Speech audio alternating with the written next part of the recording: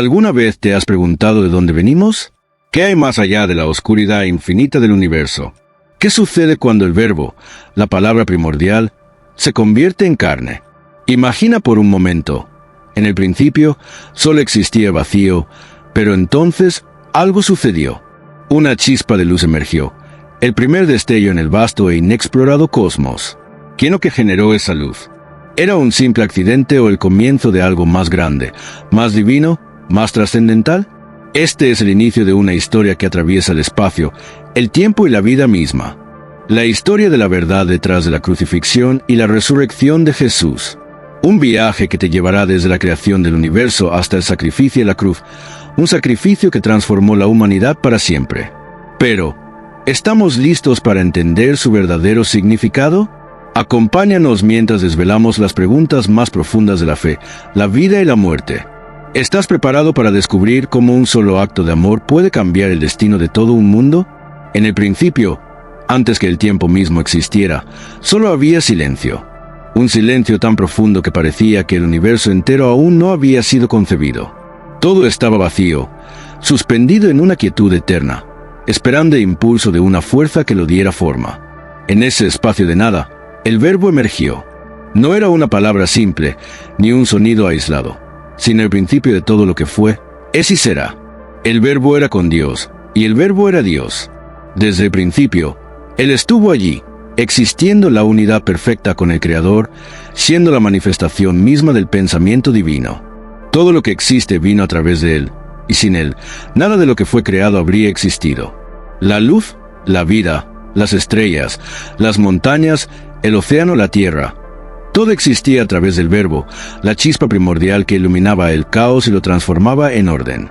El verbo se manifestó como luz, no una luz efímera, que se apaga con la noche, sino una luz eterna, inquebrantable, que nunca podría ser alcanzada ni extinguida por la oscuridad del mundo. Pero, a pesar de su grandeza, la oscuridad no la comprendió.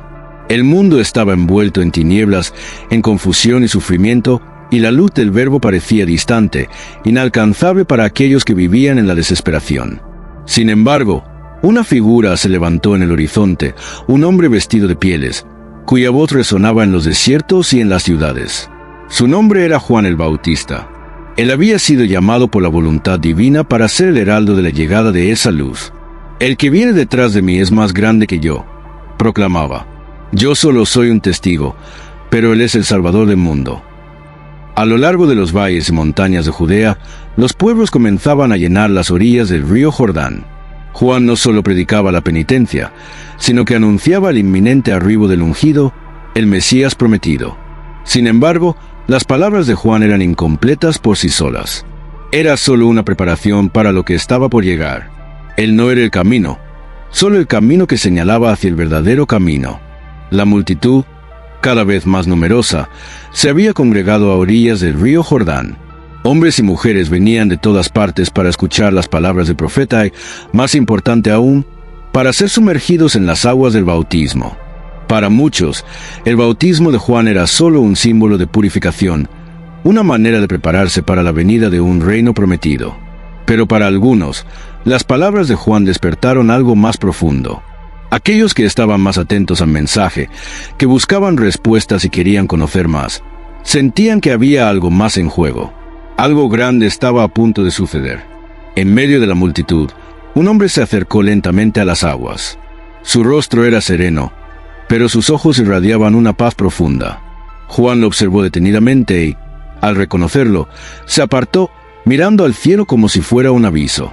Con humildad, se inclinó ante él y dijo: «Yo no soy digno de desatar tus sandalias». El hombre que se había acercado al río no era otro que Jesucristo, el elegido, el Cordero de Dios. Aunque los ojos de la multitud aún no lo reconocían, algo en la atmósfera cambió. El aire parecía vibrar con una energía invisible, pero palpable. Juan, sin dudar, obedeció el mandato divino. Sumergió a Jesús en el agua del río Jordán, y en ese preciso momento, un fenómeno indescriptible ocurrió. El cielo se rasgó, y una luz deslumbrante descendió como una paloma, posándose sobre él. Una voz, fuerte pero llena de amor, retumbó desde los cielos: «Este es mi Hijo amado, en quien tengo complacencia». La multitud guardó silencio. Algunos se sintieron profundamente conmovidos, otros se alejaron en confusión, incapaces de entender el significado de lo que acababan de presenciar. Sin embargo, para Juan el Bautista, ese momento selló su misión. El Mesías estaba ante él, y su propósito en la tierra había sido cumplido. Había preparado el camino, había hablado de la venida de la luz, y ahora esa luz se manifestaba ante los ojos del mundo. Pero lo que nadie sabía era que esta manifestación celestial no marcaría el fin, sino el comienzo de una prueba aún más grande. Aunque el Verbo era divino, su humanidad también debía ser templada en las pruebas de la vida. Así, como un acto de obediencia, Jesús se alejó de las multitudes y se retiró al desierto, buscando la soledad y la meditación. Los vientos del desierto lo abrazaban, el calor del sol lo despojaba de todo confort, pero no era el calor lo que lo despojaba más profundamente. Era el desafío que se le presentaba, el reto de su propia naturaleza humana. En esos 40 días, fue tentado por el tentador, el príncipe de la oscuridad, que se le apareció en forma de una figura sombría. El tentador no era solo un enemigo que buscaba derribarlo, sino también un ser astuto, que sabía cómo manipular la debilidad humana. Sabía que si podía hacer que Jesús sucumbiera, el plan de salvación de Dios caería. «Si eres el Hijo de Dios, dile a estas piedras que se conviertan en pan», dijo el tentador, haciendo referencia a la hambre que Jesús sentía. ¿No es acaso Dios el que te cuida? Pero Jesús, lleno de la sabiduría divina, respondió con las palabras que desafiarían la oscuridad en cada rincón del mundo. No solo de pan vive el hombre, sino de toda palabra que sale de la boca de Dios. El desierto había sido el lugar donde la tentación intentó desviar el curso de la misión de Jesús, pero el desierto también había sido la forja donde su determinación y su poder divino fueron confirmados. Al salir del desierto, Jesús no regresó a las ciudades ni a los grandes templos. En lugar de eso, se dirigió a las costas del mar de Galilea, donde los vientos cantaban entre las olas y el silencio del agua parecía reflejar la paz interior que él mismo poseía. Era en esos márgenes, en esos rincones olvidados del mundo, donde comenzaría a reunir a los seguidores que transformarían la historia. Su primer encuentro fue con Simón Pedro y su hermano Andrés, dos humildes pescadores que trabajaban sin descanso para ganarse el pan. Jesús los vio, no como simples hombres, sino como almas elegidas para algo mucho mayor. «Síganme», les dijo con una voz que parecía llenar el aire de una vibrante energía, «y los haré pescadores de hombres». Aunque sus corazones latían como si la historia estuviera comenzando a escribirles un destino que jamás habían imaginado, ellos, como muchos otros, no entendían del todo lo que implicaba esa llamada. Sin embargo, en su interior, algo les decía que este hombre no era uno más. No era un rabino cualquiera, ni un líder de otra secta. Este hombre les hablaba de una manera diferente, como si las palabras no vinieran de él, sino de un lugar mucho más profundo. Pedro y Andrés, sin dudar, dejaron sus redes. Sabían que algo increíble estaba a punto de suceder, y aunque no comprendían todo, había una certeza en sus corazones de que sus vidas nunca serían las mismas. Así comenzó el primer capítulo de una misión que abarcaría no solo las tierras de Israel, sino los rincones más remotos del mundo conocido. Unos pocos seguidores, el primer germen de un movimiento que cambiaría el curso de la humanidad para siempre. Pero la historia de los discípulos no terminó con ellos dos. En los días siguientes, Jesús continuó reuniendo a otros hombres, como Santiago y Juan, los hijos del trueno, que fueron llamados desde su propio barco, que remaba sin cesar en las aguas del lago de Galilea. Como Pedro y Andrés, su respuesta fue inmediata, sin reservas ni preguntas. Dejaron todo, porque sabían que algo más grande que ellos mismos los había tocado. No solo los pescadores fueron llamados.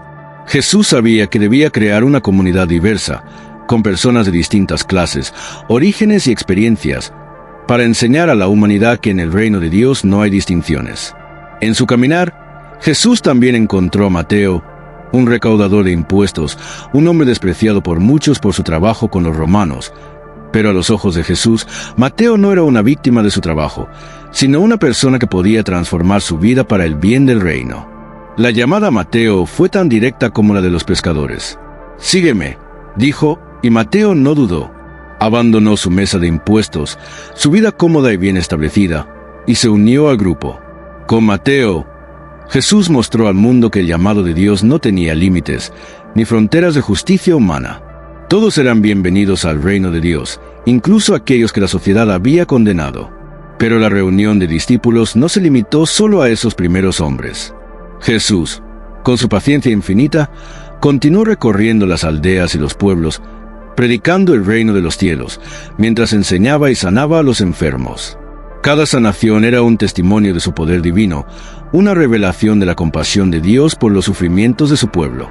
Y cada sermón que predicaba no solo hablaba de amor y perdón, sino que desafiaba las estructuras establecidas, cuestionando la justicia humana y ofreciendo una visión radicalmente nueva de cómo vivir.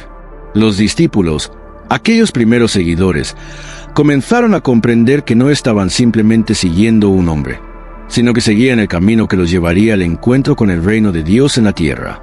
El caminar de Jesús por las tierras de Galilea y Judea no fue solo una sucesión de milagros y curaciones. Cada paso, cada palabra, cada gesto, era una enseñanza que iba más allá de los límites de la comprensión humana común. Jesús habló en parábolas, usando historias sencillas que escondían profundas verdades espirituales, destinadas a aquellos dispuestos a escuchar con el corazón y no solo con los oídos. Las parábolas eran como semillas lanzadas en el corazón de la gente, semillas que, si caían en terreno fértil, darían frutos abundantes.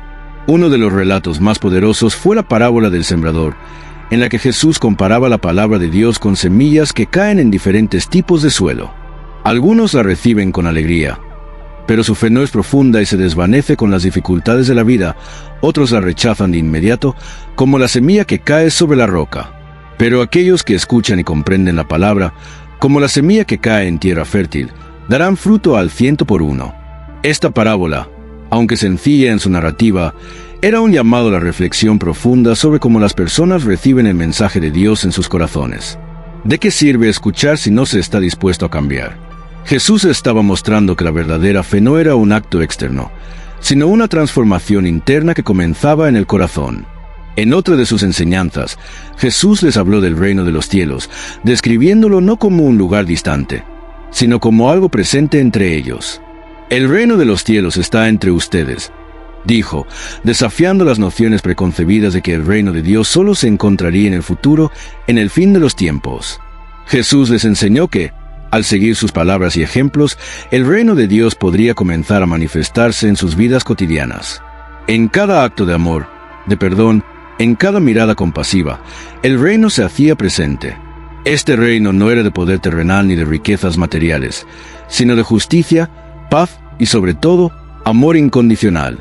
Pero, como todo líder, Jesús también hizo enemigos. Sus enseñanzas, aunque revolucionarias, chocaban con las autoridades religiosas de su tiempo, que veían en él una amenaza a su poder y a sus tradiciones. Jesús no temía desafiar a los fariseos y saduceos, aquellos que se aferraban a las reglas sin comprender el espíritu detrás de ellas. En varias ocasiones, los acusó de ser como sepulcros blanqueados, hermosos por fuera pero llenos de corrupción por dentro. Estas críticas fueron como puñales lanzados directamente a la hipocresía que dominaba la vida religiosa de la época. Sin embargo, Jesús no buscaba confrontación por el simple hecho de pelear, sino para revelar las fallas de un sistema que había olvidado la verdadera esencia de la ley, el amor y la misericordia. Por supuesto, las enseñanzas de Jesús no solo fueron polémicas por sus críticas a las autoridades religiosas, sino también por la forma en que desafiaban las normas sociales. En una sociedad profundamente patriarcal, Jesús rompió tabúes al hablar con mujeres, al sanarlas, lo más revolucionario de todo, al tratarlas como iguales. Su encuentro con la samaritana en el pozo de Jacob fue un ejemplo claro de este enfoque. Los samaritanos eran despreciados por los judíos, pero Jesús no solo habló con esta mujer, sino que la elevó al grado de ser la primera en recibir la revelación de que Él era el Mesías. A través de ella, Él les mostró a sus discípulos que el reino de Dios no conocía fronteras étnicas ni religiosas, un mensaje que cambiaría para siempre la visión del pueblo judío sobre las naciones vecinas. Jesús no solo hablaba del reino de Dios, lo demostraba con su vida y más aún con sus milagros. En las bodas de Caná, en Galilea, Jesús realizó su primer milagro público, transformando agua en vino cuando la fiesta se encontraba en peligro de terminar prematuramente por la falta de bebida. Este milagro, aparentemente simple, tenía un profundo simbolismo. Era el comienzo de un nuevo pacto, uno de alegría, abundancia y celebración. El vino, a lo largo de la historia, había sido símbolo de la sangre derramada en el sacrificio, y en este acto, Jesús anticipaba la venida del sacrificio final que él mismo ofrecería por la humanidad. Mientras Jesús continuaba predicando y realizando milagros, su fama comenzó a extenderse por toda Judea. Las multitudes lo seguían, buscando respuestas, buscando sanación, buscando ese destello de luz que los sacudiera de su desesperación. Sin embargo, no todos los que se acercaban lo hacían con una fe sincera. Muchos lo observaban con desconfianza, como si no pudieran creer que un hombre tan simple pudiera representar algo tan divino. Entre estos escépticos se encontraba Nicodemo, un fariseo y miembro del Sanedrín, la máxima autoridad religiosa en Jerusalén. Nicodemo era un hombre de gran respeto y autoridad, pero también de muchas dudas. En su corazón había una inquietud profunda. La enseñanza de Jesús era diferente a todo lo que él había aprendido. Una noche, cuando las multitudes se habían dispersado y las calles de Jerusalén estaban sumidas en la quietud, Nicodemo se acercó a Jesús buscando respuestas a sus preguntas más profundas. Temía ser visto, ya que los fariseos y las autoridades religiosas no veían con buenos ojos la popularidad de Jesús. Pero algo dentro de él le decía que debía encontrarse con este hombre para entender si realmente representaba la verdad que tanto había buscado. La conversación entre Jesús y Nicodemo fue profundamente reveladora. Nicodemo comenzó preguntando cómo podía un hombre ser nacido de nuevo, como Jesús había enseñado. Era una pregunta simple, pero al mismo tiempo cargada de misterio, porque tocaba la esencia misma del mensaje de Jesús, un cambio radical, una transformación del corazón humano. Jesús le explicó que, para ver el reino de Dios, uno debía nacer del Espíritu, no solo de la carne. Esta afirmación dejó a Nicodemo perplejo. ¿Cómo puede un hombre nacer siendo ya viejo?, preguntó. Y Jesús le respondió con una afirmación que resonaría a través de los siglos. Lo que es nacido de la carne, carne es, y lo que es nacido del Espíritu, Espíritu es. Pero la enseñanza más famosa de esa conversación, la que atraviesa los corazones de millones de personas hasta el día de hoy, vino más tarde. Porque de tal manera amó Dios al mundo, que ha dado a su Hijo unigénito, para que todo aquel que en él cree no se pierda, mas tenga vida eterna. En estas palabras, Jesús reveló el propósito más grande de su venida, no solo para enseñar, no solo para sanar, sino para ofrecer la salvación a toda la humanidad. El sacrificio que él estaba dispuesto a hacer por la humanidad sería el acto más grande de amor que el mundo jamás conocería. Para Nicodemo, este concepto era difícil de asimilar, pues su entendimiento estaba arraigado en una tradición que veía la salvación como algo que solo los justos podrían alcanzar, no como un regalo ofrecido a todos. Esa conversación fue un punto de inflexión para Nicodemo. Aunque al principio no comprendió la totalidad de las palabras de Jesús, algo comenzó a germinar en su corazón. Sabía que lo que Jesús hablaba era diferente, era un mensaje radical que desafiaba las normas establecidas, pero también era un mensaje que resonaba con una verdad más profunda que cualquier doctrina que él conociera. Aunque Nicodemo se retiró esa noche sin todas las respuestas, su encuentro con Jesús nunca lo dejó. Más tarde, en los momentos más oscuros de la crucifixión, Nicodemo sería uno de los pocos que se atrevería a defender la causa de Jesús. Las enseñanzas de Jesús no solo tocaban el corazón de las personas, sino que también desbordaban los límites de lo imaginable. A medida que su ministerio se extendía, más milagros ocurrían, y no solo eran milagros de sanación física. Jesús comenzó a demostrar un poder sobre la naturaleza misma. Una noche, mientras él y sus discípulos navegaban por el mar de Galilea, se desató una tormenta feroz. El viento rugía, las olas chocaban contra la barca, y los discípulos, temerosos por sus vidas, clamaban a Jesús, que dormía tranquilamente en la parte trasera de la barca. «Maestro, maestro, nos estamos hundiendo», gritaban, sus voces llenas de terror. Pero Jesús, con la calma que solo podía tener, se levantó lentamente, miró las olas furiosas y dijo con voz firme: «Calla, enmudece». En ese instante, la tormenta cesó, el viento se calmó, las olas se aquietaron y el mar volvió a su sereno estado. Los discípulos, atónitos, se miraban unos a otros, preguntándose quién era este hombre que hasta el viento y el mar obedecían. «¿Por qué tenéis miedo?», les preguntó Jesús. «¿Todavía no tenéis fe?». En ese momento, Los discípulos comenzaron a comprender la magnitud del poder que Jesús poseía. No solo era un hombre sabio o un profeta, Él era el Señor del viento y del mar, el dueño de la naturaleza misma. Ese acto de calma sobre las aguas no solo mostró su autoridad sobre la creación, sino que también reveló una lección profunda. La fe podía calmar las tormentas internas de la vida. Así como Él había calmado las aguas externas, podía también traer paz a los corazones atormentados. Este milagro dejó una marca imborrable en los discípulos. Aunque aún no comprendían completamente quién era Jesús, su fe comenzó a crecer. Los vientos de la duda que una vez los habían acechado comenzaron a ser reemplazados por una fe creciente en el poder divino de su Maestro. La imagen de Jesús durmiendo en la barca, confiado mientras la tormenta rugía, sería para ellos un símbolo de cómo deberían enfrentarse las tormentas de la vida, con confianza en el poder divino y con la certeza de que no están solos en medio de la adversidad. Jesús continuaba realizando milagros, pero sus enseñanzas se volvían cada vez más profundas y desafiantes. En un momento, después de alimentar a más de 5,000 personas con solo 5 panes y 2 peces, la multitud que había sido testigo del milagro lo siguió ansiosamente. Querían más. No solo querían más comida, sino que comenzaban a ver en Jesús a alguien que podía satisfacer sus deseos más profundos.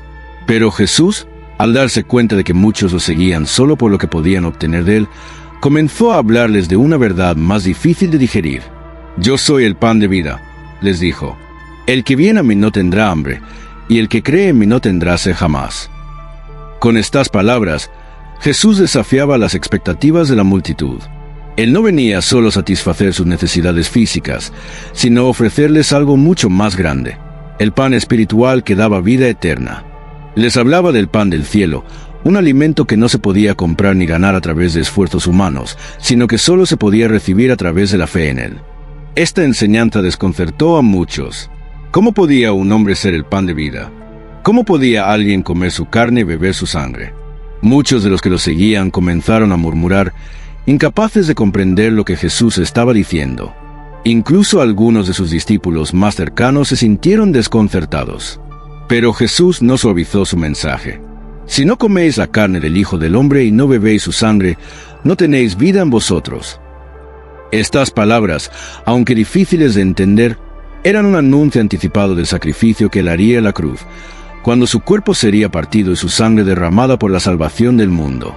A medida que Jesús continuaba revelando el reino de Dios a través de sus enseñanzas y milagros, la tensión en torno a su figura comenzaba a crecer. A pesar de los milagros, las sanaciones y las palabras llenas de sabiduría divina, las autoridades religiosas se sentían cada vez más amenazadas.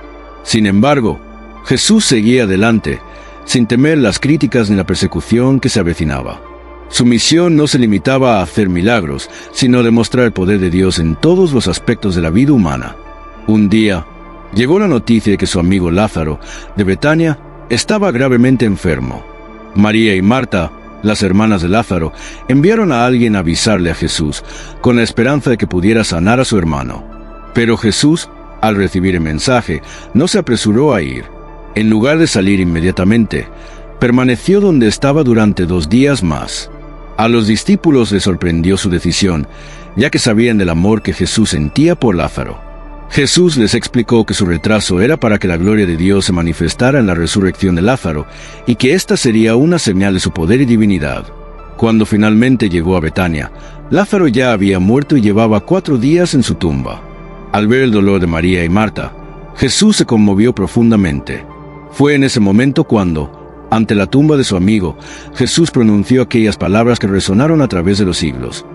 «Lázaro, ven fuera». Y al instante, Lázaro salió de la tumba, vivo, envuelto en las vendas funerarias. Este milagro fue uno de los más asombrosos de todos, no solo porque mostró el poder de Jesús sobre la muerte misma, sino porque anticipaba su propia resurrección. La resurrección de Lázaro fue una clara manifestación de lo que Jesús estaba enseñando sobre la vida eterna. Jesús no solo vino para sanar cuerpos, sino para ofrecer la vida eterna a todos aquellos que creyeran en él. Ante la incredulidad de muchos, este milagro dejó claro que Jesús tenía el poder de dar vida a los muertos, y que él mismo era la resurrección y la vida. Sin embargo, este milagro también provocó una reacción peligrosa entre las autoridades religiosas, que, temerosas de la creciente influencia de Jesús, comenzaron a tramar su muerte. El tiempo de la revelación y de los milagros había llegado a su fin, y la hora de la prueba estaba cerca. Jesús sabía que su destino estaba marcado, que debía cumplir la voluntad de su Padre para traer la salvación al mundo. La Semana Santa comenzaba, y la ciudad de Jerusalén se preparaba para la celebración de la Pascua, una fiesta que conmemoraba la liberación del pueblo de Israel de la esclavitud en Egipto.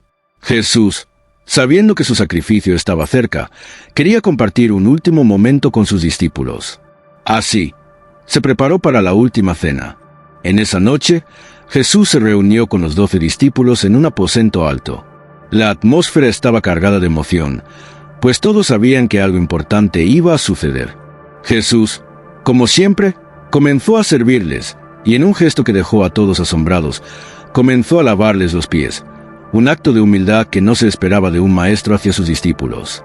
En ese momento, Jesús les mostró que el amor verdadero no se encontraba en el poder o la grandeza, sino en el servicio humilde a los demás. El que quiera ser el mayor entre vosotros, será vuestro servidor, les dijo. Durante la cena, Jesús rompió el pan y les dio a los discípulos, diciendo: «Este es mi cuerpo, que por vosotros es dado». Luego, tomó el cáliz con vino y les dijo: «Este es mi sangre, que es derramada por muchos para perdón de los pecados». En esas palabras, Jesús instituyó lo que se conocería como la Santa Cena, un acto simbólico que más tarde sería central en la vida de la Iglesia. Pero sus palabras también fueron un anuncio de su sacrificio inminente en la cruz. Jesús sabía que ese sería su último momento con ellos antes de que la oscuridad comenzara a envolver su vida. Pero, a pesar de la solemne carga de esas palabras, Jesús les habló también de esperanza. Les prometió el Espíritu Santo, quien los guiaría y consolaría después de su partida. «No os dejaré huérfanos», les dijo, dándoles la certeza de que, aunque se fuera, su presencia seguiría con ellos. El amor y la unidad entre los discípulos serían la base de la Iglesia que él fundaría, y esa sería la forma en que el mundo conocería a Dios a través de su vida y enseñanzas. A medida que la noche avanzaba, las palabras de Jesús continuaron resonando en los corazones de los discípulos. Ellos no comprendían completamente lo que estaba por suceder, pero sabían que algo monumental estaba en marcha. Sin embargo, una sombra de tristeza y confusión se cernía sobre ellos. Jesús les había hablado del traidor entre ellos, pero ninguno de ellos entendió de inmediato que era Judas Iscariote, el discípulo que, por 30 piezas de plata, entregaría a Jesús a las autoridades. La noche continuó su curso, y después de la última cena, Jesús y sus discípulos se dirigieron al Monte de los Olivos, un lugar que él amaba, donde a menudo se retiraba a orar en solitario. Sin embargo, esa noche, Jesús se apartó de los discípulos y se adentró en el jardín de Getsemaní, con el corazón pesado, sabiendo que el momento de su sacrificio había llegado. Era allí, en ese jardín oscuro y silencioso, donde la humanidad de Jesús se enfrentó cara a cara con el abismo del sufrimiento que él debía afrontar. En su oración, Jesús pidió a su Padre: «Si es posible, pase de mí este cáliz». Él sabía que el sufrimiento físico, emocional y espiritual que estaba por enfrentar sería insoportable, pero en su súplica también dejó claro que su voluntad no era la que debía prevalecer, sino la de su Padre. «No se haga mi voluntad, sino la tuya», dijo. A medida que la presión aumentaba, Jesús experimentó un sufrimiento profundo, al punto de que su sudor se hizo como grandes gotas de sangre que caían hasta la tierra. En ese momento, Jesús fue fortalecido por un ángel enviado por Dios, pero la batalla en su interior continuaba. Él sabía que debía tomar sobre sí los pecados del mundo, que debía enfrentar el abandono, la traición y la muerte misma. Volvió a sus discípulos, pero los encontró dormidos, incapaces de mantenerse alerta en ese momento crítico. «No habéis podido velar conmigo una hora», les dijo, y les instó a orar para que no cayeran en tentación. La noche continuó avanzando, y Jesús, sabiendo que la traición estaba a punto de suceder, se levantó con determinación. El camino hacia la cruz era inevitable, pero él lo aceptaba con amor, sabiendo que en su sacrificio se hallaba la salvación de la humanidad. La oscuridad de la noche envolvía el jardín de Getsemaní mientras Jesús se preparaba para enfrentarse a la prueba más grande de su vida. Había orado fervorosamente, luchando con su humanidad y buscando la fuerza divina para lo que estaba por venir. Mientras tanto, en la ciudad, Judas Iscariote se encontraba con los líderes religiosos, aquellos que ya habían decidido que Jesús debía morir. La traición estaba en marcha, y Judas, uno de los 12 discípulos más cercanos a Jesús, había aceptado entregar a su maestro por 30 piezas de plata. Judas, movido por un deseo inexplicable o por la desesperación, fue al lugar donde Jesús se encontraba con los otros discípulos. En el silencio de la noche, la multitud armada, con antorchas y espadas, se acercaba al jardín. Jesús, al ver la luz de las antorchas, sabía que el momento había llegado. En ese instante, Judas se acercó a Jesús y, en un acto profundamente doloroso y simbólico, lo besó, señalando así al Maestro ante los soldados que aguardaban. «Judas, con un beso entregas al Hijo del Hombre», dijo Jesús, con una mezcla de tristeza y misericordia. La traición de Judas era el cumplimiento de las Escrituras, pero aún así, el acto de entrega del Maestro a los hombres que lo apresaban seguía siendo una traición terrible. Los discípulos, horrorizados, intentaron reaccionar. Pedro, impulsivo como siempre, sacó su espada y cortó la oreja de uno de los siervos del sumo sacerdote, pero Jesús lo reprendió, diciendo: «Vuelve tu espada a su lugar. ¿Acaso no debo beber el cáliz que el Padre me ha dado?». Con estas palabras, Jesús aceptó el destino que se le había marcado, comprendiendo que su sacrificio era necesario para la redención del mundo. La multitud que había venido a arrestarlo estaba confundida por la calma con la que Jesús se entregaba, sin oponer resistencia, sabiendo que su misión debía cumplirse. Así, Jesús fue arrestado y llevado hacia el juicio que sellaría su destino. Los discípulos, temerosos y confundidos, huyeron, dejando a Jesús solo frente a sus acusadores. Jesús fue arrastrado por las oscuras calles de Jerusalén, rodeado por los guardias, mientras el eco de sus pasos resonaba en la ciudad silenciosa. Lo llevaron primero ante el sumo sacerdote Caifás y el Sanedrín, el Consejo Supremo de los líderes religiosos. Allí, en la noche, comenzaron a interrogarlo, buscando cualquier excusa para condenarlo a muerte. Los fariseos y saduceos, que habían estado celosos de su creciente influencia, buscaban una acusación que pudiera justificar su muerte ante los romanos. Los testigos que se presentaron durante el juicio no se ponían de acuerdo. Sus testimonios eran contradictorios, pero los miembros del Sanedrín seguían presionando. Finalmente, el sumo sacerdote, exasperado por la falta de pruebas claras, preguntó directamente a Jesús: «¿Eres tú el Cristo, el Hijo de Dios bendito?». Jesús, con calma pero con una autoridad sobrehumana, respondió: «Yo soy, y veréis al Hijo del Hombre sentado a la derecha de la potencia, y viniendo con las nubes del cielo». Esta declaración fue suficiente para que el Sanedrín lo considerara blasfemo, ya que Jesús se había identificado a sí mismo como el Mesías, el Hijo de Dios. Este acto de valentía y convicción solo selló el destino de Jesús, la condena a muerte por blasfemia. Sin embargo, el juicio no terminó ahí. Sabían que, debido a la ocupación romana, no podían ejecutar la sentencia sin la aprobación de Poncio Pilato, el gobernador romano de Judea. Al amanecer, Jesús fue arrastrado ante Pilato, el gobernador romano, quien debía decidir si Jesús era culpable de un crimen digno de muerte. El Sanedrín ya había decidido que debía morir, pero necesitaban la validación romana. Pilato, sin embargo, no parecía interesado en un juicio religioso, sino en si Jesús representaba una amenaza para el orden político. Al ser interrogado, Pilato le preguntó a Jesús: «¿Eres tú el rey de los judíos?». Jesús respondió: «Mi reino no es de este mundo. Si mi reino fuera de este mundo, mis servidores pelearían para que no fuera entregado a los judíos, pero mi reino no es de aquí». Estas palabras desconcertaron a Pilato, quien comenzó a dudar de la culpabilidad de Jesús. Pilato intentó liberarlo, pero las voces de la multitud comenzaron a elevarse, pidiendo su crucifixión.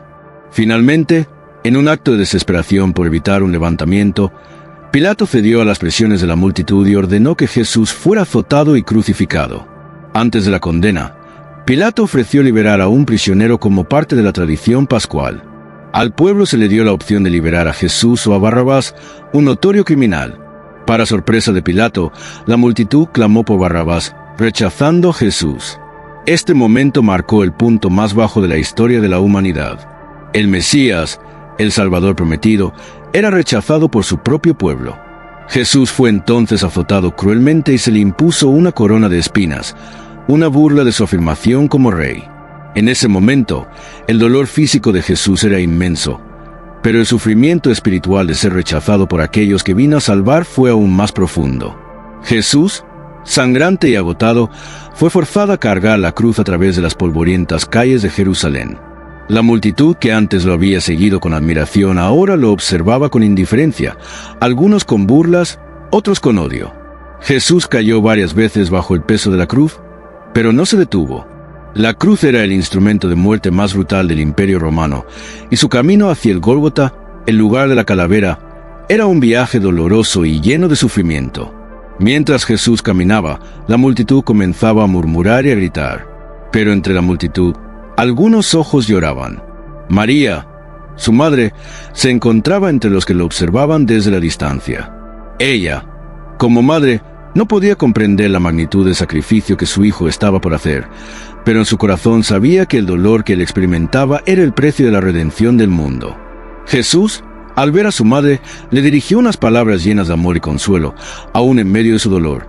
«Mujer, he ahí tu hijo», señalando a Juan, el discípulo amado, y a Juan le dijo, «He ahí tu madre».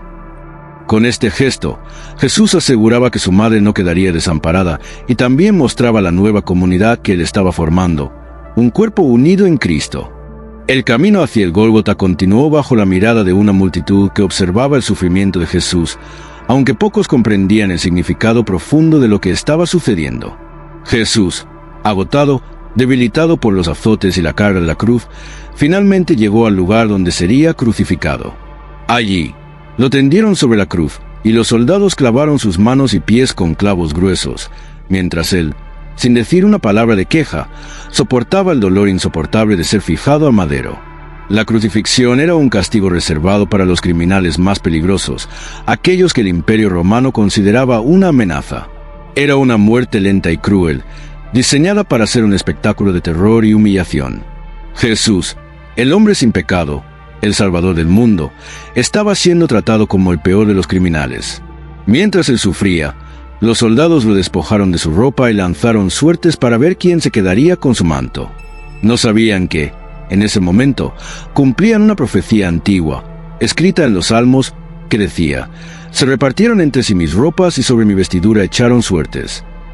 En lo alto de la cruz, una inscripción fue colocada sobre su cabeza, «Jesús de Nazaret, Rey de los Judíos». Esta burla, pensada para ridiculizarlo, fue un reflejo de la verdad que muchos aún no podían entender.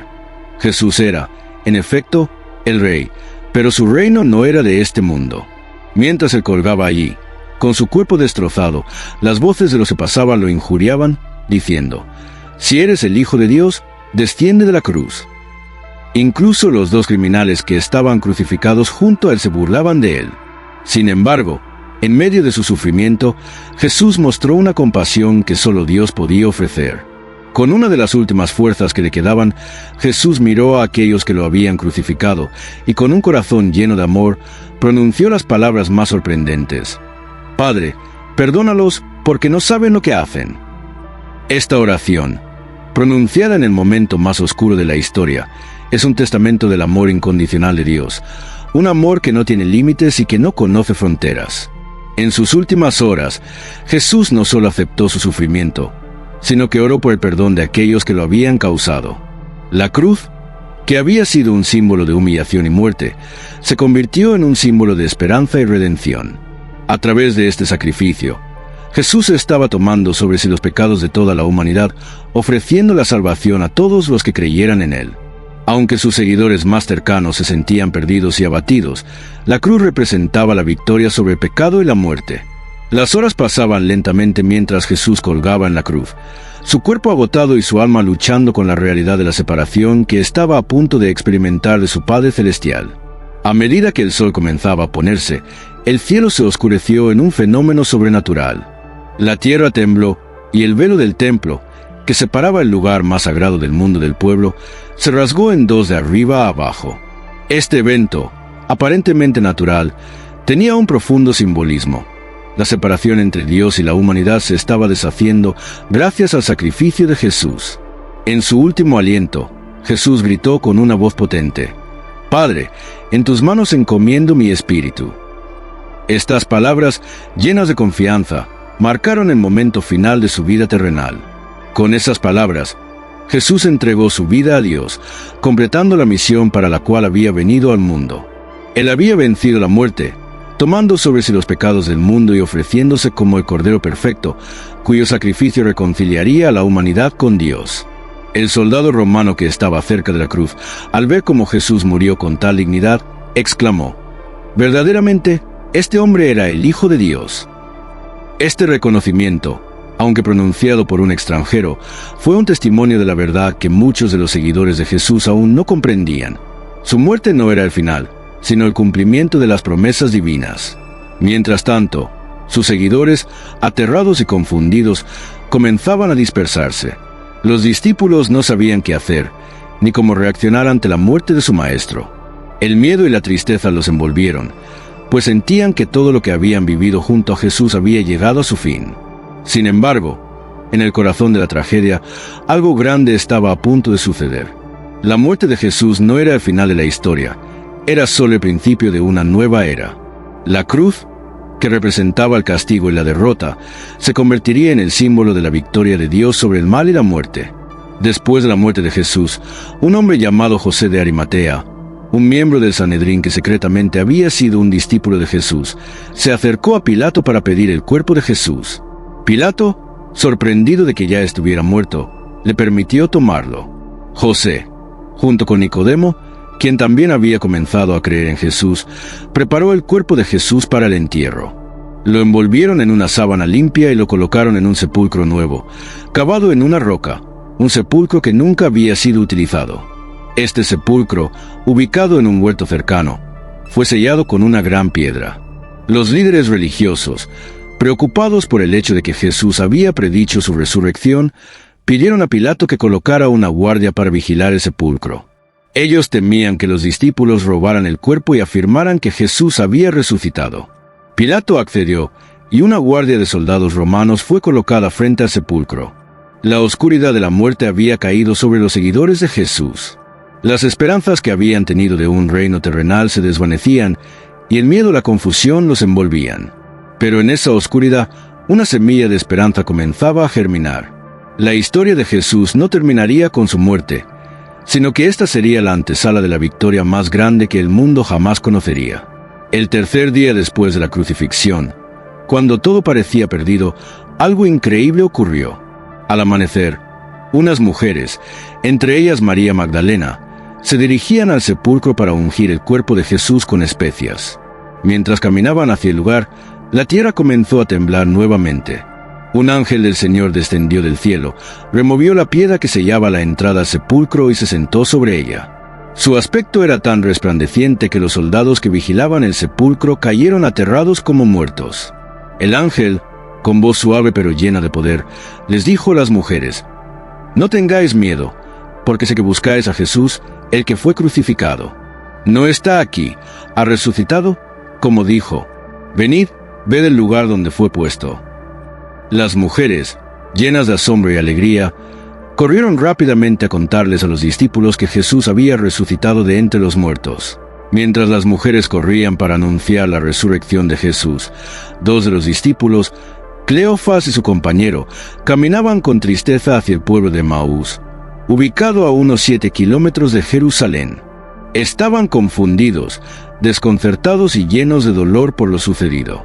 A pesar de las noticias de la resurrección, aún no podían comprender completamente lo que había ocurrido. Creían que el sueño de un reino restaurado por el Mesías había terminado con la muerte de Jesús en la cruz. Mientras caminaban, un hombre apareció junto a ellos y comenzó a hablar con ellos. Era Jesús, aunque no lo reconocieron en un principio. Él les preguntó por qué estaban tan tristes, y ellos le contaron sobre los eventos recientes, explicándole cómo Jesús de Nazaret, el profeta poderoso en obras y palabras, había sido crucificado y muerto. Sin embargo, les dijeron que algunas mujeres de su grupo afirmaban que Jesús había resucitado, pero ellos no podían creerlo. Entonces, Jesús comenzó a explicarles las Escrituras, desde Moisés hasta los profetas, mostrándoles que todo lo que había sucedido estaba en cumplimiento de la voluntad de Dios. Les explicó cómo el Mesías debía padecer, morir y resucitar, pero que su sacrificio era parte del plan divino para redimir a la humanidad. A medida que Jesús hablaba, algo en sus corazones comenzó a arder. Sentían que las palabras de este extraño no eran comunes, sino llenas de una sabiduría y comprensión divinas. Al llegar a Emaús, invitaron al extraño a quedarse con ellos, y mientras estaban en la mesa, Jesús tomó el pan, lo bendijo, lo partió y se lo dio. En ese momento, sus ojos fueron abiertos y lo reconocieron. Jesús, el resucitado, estaba con ellos, pero, como un rayo, él desapareció de su vista. Llenos de asombro y gratitud, los discípulos regresaron inmediatamente a Jerusalén para contarle a los demás discípulos que habían visto a Jesús resucitado y cómo les había explicado las Escrituras. En su camino de regreso, su tristeza y desesperación se transformaron en alegría y esperanza renovadas. Jesús había resucitado, y con su resurrección se cumplían todas las promesas de redención que él había hecho. El reino de Dios no estaba muerto, vivía en sus corazones. Los discípulos se reunieron en el cenáculo, el lugar donde Jesús había celebrado la última cena, para hablar sobre las noticias de la resurrección. Aunque algunos aún no creían, las palabras de los que habían visto a Jesús resucitado comenzaban a calar hondo. Mientras estaban reunidos, las puertas cerradas por miedo a las autoridades, algo increíble sucedió. Jesús, sin que nadie lo esperara, apareció en medio de ellos, diciendo: «Paz a vosotros».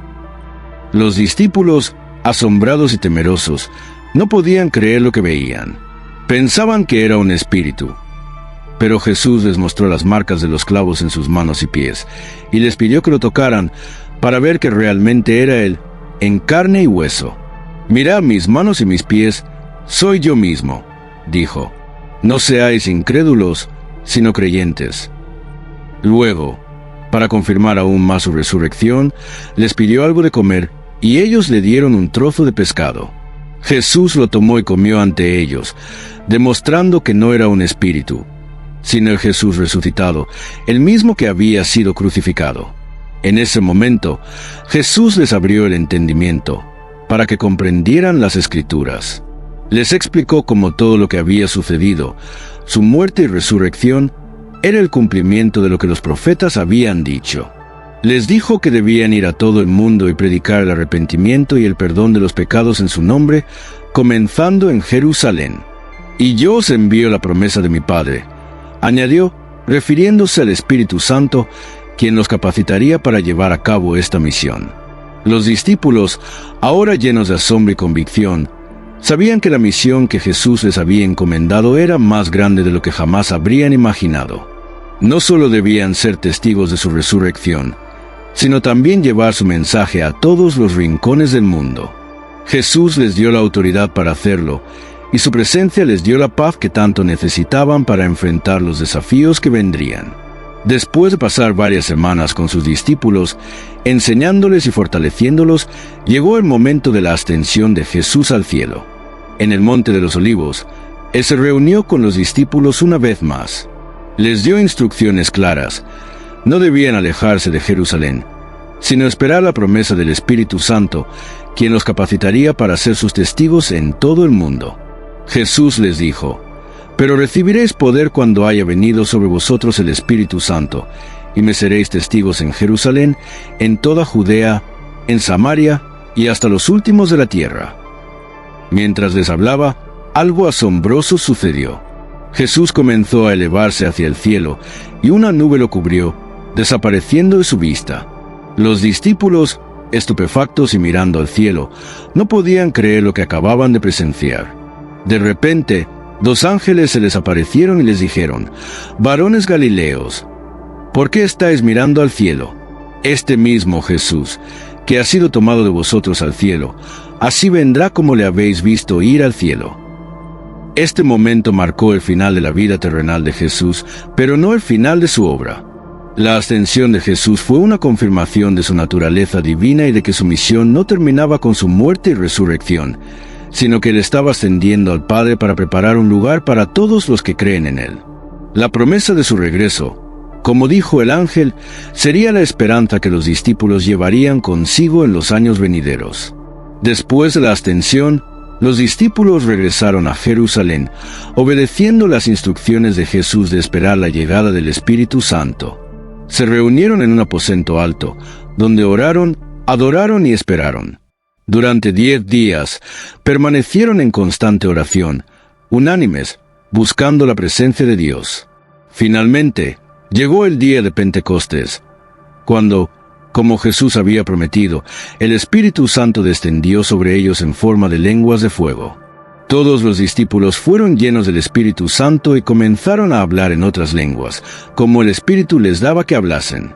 Este evento asombró a las multitudes que estaban en Jerusalén, ya que cada uno oía a los discípulos hablar en su propio idioma.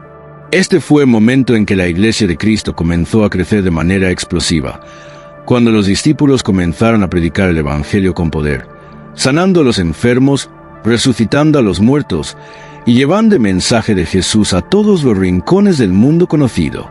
La historia de Jesús no termina en una cruz ni en un sepulcro sellado. Su vida, su sacrificio, su resurrección y su ascensión al cielo marcan el comienzo de algo mucho más grande, un legado eterno que sigue iluminando el corazón de cada ser humano que busca la verdad, la paz y la salvación. Porque la cruz, esa terrible y gloriosa cruz, no fue solo un lugar de muerte. Fue el lugar donde la vida misma resucitó, donde la oscuridad fue vencida por la luz que nunca se apaga. Aquel que caminó por las tierras de Galilea, sanando a los enfermos, resucitando a los muertos, enseñando sobre el reino de Dios y amando a los marginados, no fue simplemente un hombre, sino el Hijo de Dios, el Verbo hecho carne, que vino a traer salvación a toda la humanidad.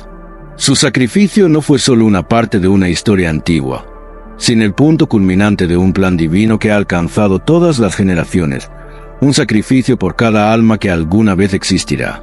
A lo largo de los siglos, millones de personas han seguido su ejemplo, han sido transformados por su amor y han encontrado en él la esperanza que el mundo no puede ofrecer. Los discípulos, aquellos primeros seguidores que caminaron con él en las polvorientas calles de Judea, se convirtieron en los testigos de la verdad más grande de todas. La resurrección de Jesús no solo derrotó la muerte, sino que trajo consigo la promesa de una nueva vida, una vida eterna con él. Y esta promesa no es solo para los que vivieron en aquellos tiempos. La resurrección de Jesús es un regalo eterno, una luz que sigue brillando en los corazones de todos aquellos que creen en él, que toman su cruz y lo siguen a pesar de las dificultades y las pruebas. Su amor no tiene fronteras, su sacrificio no tiene fin. Él ha venido para todos, sin excepción. Él está vivo, y su reino ha llegado, no en la forma que muchos esperaban, sino en la forma de un amor transformador que cambia corazones y naciones. Cada vida transformada por su sacrificio, cada alma que ha sido tocada por su gracia, es un testimonio de que la muerte no tiene la última palabra. Jesús venció la muerte para darnos vida, vida en abundancia, vida eterna. No solo en el futuro, sino aquí y ahora, en el presente, donde su Espíritu mora en los que creen, guiándolos, confortándolos y llenándolos de esperanza. Así como los discípulos, llenos del Espíritu Santo, comenzaron a predicar este mensaje al mundo, hoy, en cada rincón de la tierra, la verdad de la resurrección de Jesús sigue viva. En cada iglesia, en cada oración, en cada acto de amor, Jesús sigue caminando entre nosotros, no como un hombre del pasado, sino como el Salvador viviente, el Rey de los Reyes, que un día volverá en gloria para restaurar todas las cosas. Y mientras tanto, la cruz se mantiene como símbolo de victoria, no solo de sacrificio, sino de esperanza. Porque la cruz es el lugar donde la humanidad encontró su redención y el vacío de la tumba vacía proclama con fuerza que la muerte ha sido derrotada y que la vida en Cristo es eterna. Así, la historia de Jesús, el Evangelio de Juan, no es solo una historia del pasado. Es la historia de cada uno de nosotros, que, al creer en Él, nos unimos a su muerte y resurrección para vivir con Él, por Él y en Él. Un día, cuando todas las cosas se hagan nuevas, podemos ver a nuestro Salvador cara a cara y veremos cómo el sacrificio de la cruz se transforma en la más gloriosa de las victorias. Porque Él vive, nosotros vivimos, y la esperanza que Él nos dio nunca morirá. Si esta historia de esperanza, sacrificio y resurrección tocó tu corazón, es momento de compartirla con el mundo. Da el siguiente paso y suscríbete a nuestro canal para seguir explorando más historias de fe, transformación y poder divino. Dale like a este video si sientes que el mensaje de Jesús es un faro de luz que nunca se apaga. Y comenta abajo con tu reflexión lo que más te impactó de esta poderosa historia. Cada like, cada comentario y cada suscripción ayuda a que más personas conozcan este mensaje de esperanza. No estás solo en este camino. Súmate a la comunidad que lleva la luz del Evangelio al mundo. Es tu turno de ser parte de esta historia épica. Que la luz de la resurrección ilumine tu vida.